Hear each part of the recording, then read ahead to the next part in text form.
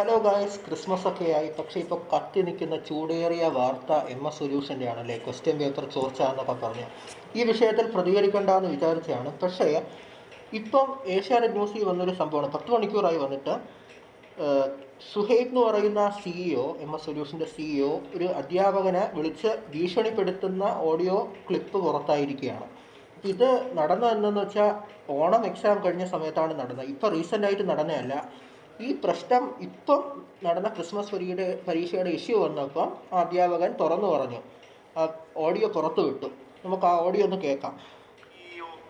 മുഹമ്മദ് ഷുഹൈബ് അധ്യാപകനെ ഭീഷണിപ്പെടുത്തിയെന്ന് പരാതി.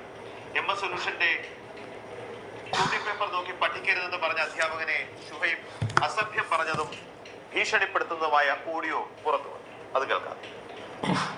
നിങ്ങൾ ഇന്ന് ക്ലാസ് നമ്മളെ ട്യൂഷനിൽ പഠിക്കുന്നത് ഷെയ്ദ് എന്ന് പറഞ്ഞ ചെക്കനോട് നിങ്ങളെന്ന് പറഞ്ഞിട്ടുണ്ട്. പിന്നെ